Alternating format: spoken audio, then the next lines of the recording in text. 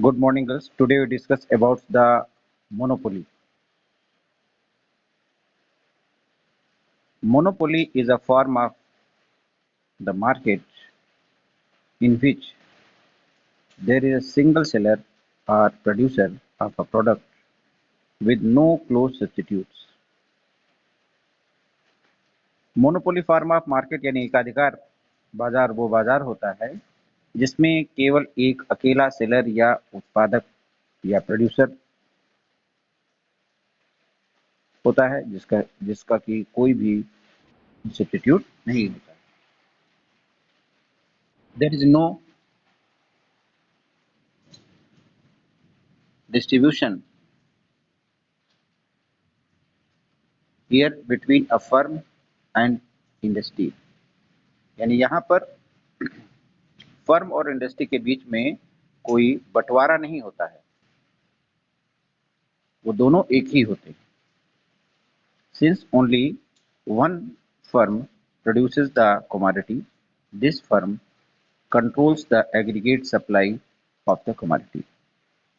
इसमें एक ही फर्म जो है वो प्रोड्यूस करती है कमोडिटीज को और टोटल सप्लाई को वही कंट्रोल भी करती है.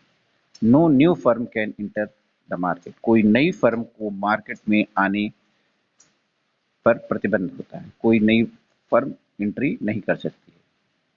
द रिस्ट्रिक्शंस ऑन एंट्री में not always be man made.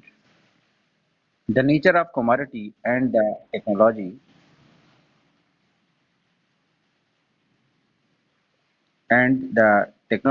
of its productions may be such that the firm already in the market has become very big. By taking the advantage of the economies of scale and the caters to the total demand of the market, and this limits the scope of entry of a new firms in the market. A monopolist has complete control over the price and can also practice price discrimination. यानी इस बाजार की सबसे महत्वपूर्ण बात यह है कि इसमें मोनोपोलिस्ट यानी एकाधिकारी जो होता है उसका कीमतों पर पूर्ण नियंत्रण होता है और इसके साथ साथ में वो प्राइस डिस्क्रिमिनेशन भी करता है amongst the customers. Now we discuss about the assumptions or basic characteristics of monopoly. The basic characteristics are the important assumptions of the monopoly markets are as follows. Number one, there are a single seller and many buyers of a product. Second assumption, the product produced and sold by the firm has no close substitutes. Third, under monopoly, there are some restrictions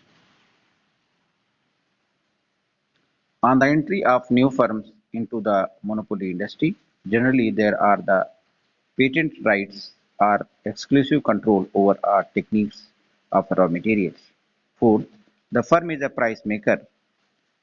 It has substantial control over the market price of that product. Fifth assumption, the supply of the product by the single firm constitutes the market's supply. And sixth assumption, principal goal of the firm is to maximize its profit. And seventh assumption, the firm acts automatically while taking its profit maximizing decisions. It ignores the reactions of the other firms. And last assumption is the firm faces the market demand curve for its products. Now, okay, girls.